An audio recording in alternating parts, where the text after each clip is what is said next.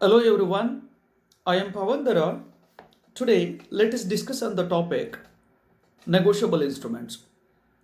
The law related to negotiable instruments is dealt under Negotiable Instruments Act 1881. Basically, there are two kinds of instruments: negotiable instruments and non-negotiable instruments. Negotiable instruments are those instruments which can be transferred by way of delivery or endorsement. For example, promissory notes, bills of exchange, checks. Non negotiable instruments are those instruments which can't be transferred merely by way of delivery or endorsement. For example, money orders, fixed deposit receipts, postal orders. As the name itself suggests, the Negotiable Instruments Act 1881 basically deals with only negotiable instruments such as promissory notes, bills of exchange, and checks. Now, let's look into the meaning of negotiable instruments. The dictionary meaning of negotiable is that negotiable is something which is modifiable or flexible.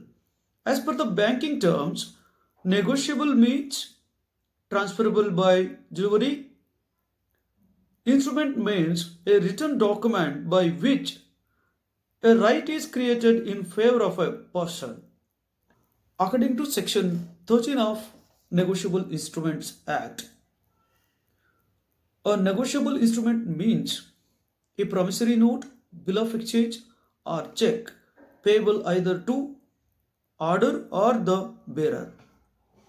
An instrument is payable to order if it is expressed to be payable to a particular person or his order and does not contain words restricting its transferability. For example, pay to Shobit, pay to Shobit or his order, pay to the order of Shobit, pay to Shobit and Shobras are the different forms in which an instrument is made payable to order.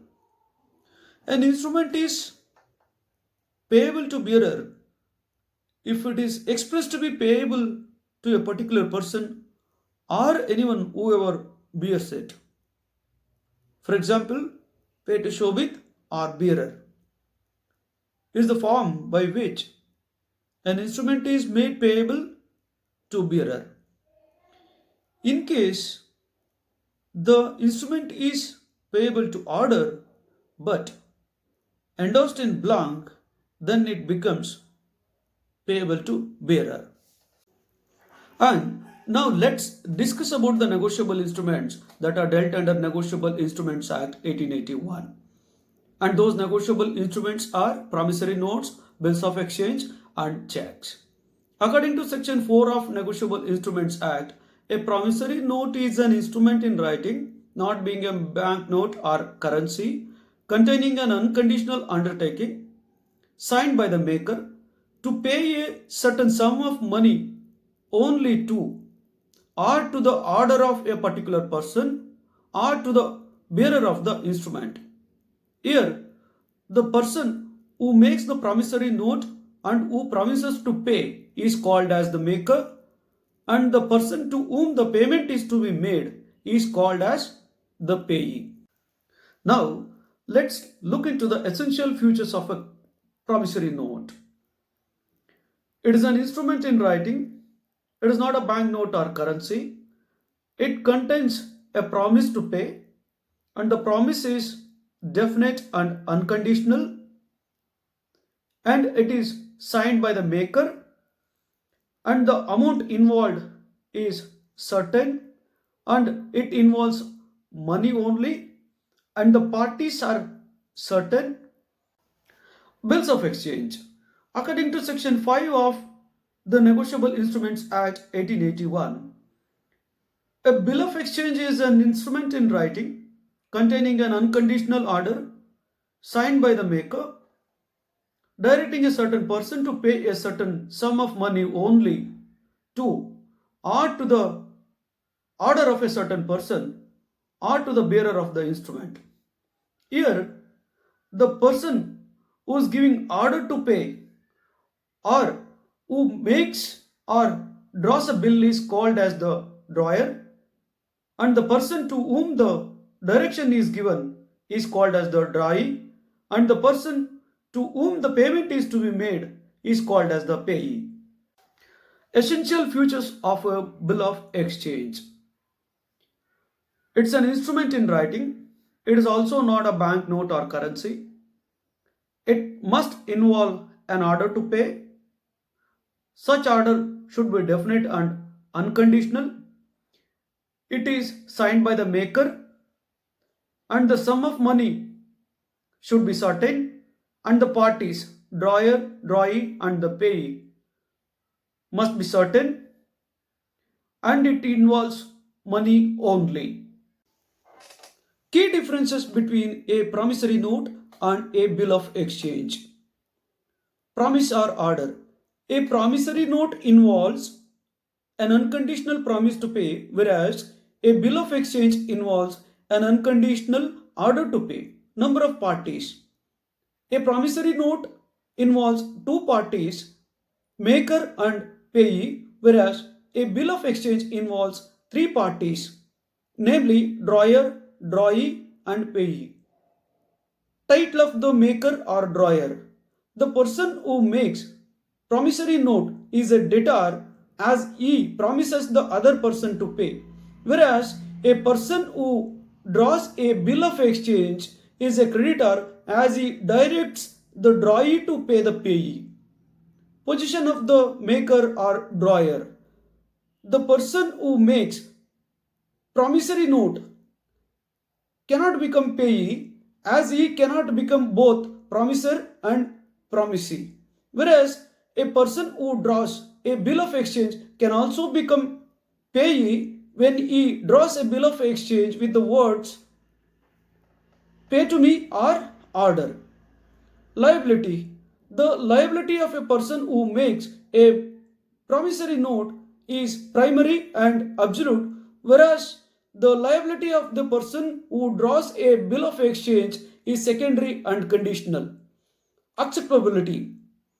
A bill of exchange requires acceptability of a drawee, and in case of promissory note, such acceptability is not required as it is made and signed by the person who is liable to pay. Check. According to section 6 of the Negotiable Instruments Act, a check is a bill of exchange drawn upon a specified banker and it is payable on demand. So, check is a form of bill of exchange with two distinctive features, and those are it is always drawn on a specified banker and it is always payable on demand. Types of checks. There are various kinds of checks, and those are self check, bearer check, order check, cross check, open check, post-dated check, stale check, traveler's check, and banker's check. There are 9 kinds of checks in general. Now let's discuss one by one. Self check. As the name suggests, if the drawing column of the check contains the word self, that is self check, and the payment will be made to the account holder himself when it is presented to the bank. Bearer's check. The payment in this kind of checks will be made to the bearer, whoever bears it, and present it to the bank. Order check. In this kind of checks, the word bearer will be cancelled, so the payment will be made to the person whose name is particularly written on the check. Cross check. If the check contains two sloping horizontal lines on the left top side corner of the check with or without the words account payee, that kind of check is called as cross check. The payment will be made to the bank account of the person whose name is mentioned on the check. The issuer can mention the name of that particular person with or without the account number. Open check. A check which is not crossed is called as open check. Post-dated check. If the issuer issues a check with a future date, that is called post-dated check. Though the check is presented to the bank as soon as it is issued by the issuer, the bank will make payment only on or after the date which is mentioned on the check. Stale check. Normally, checks will have 3 months of time from the date it is issued.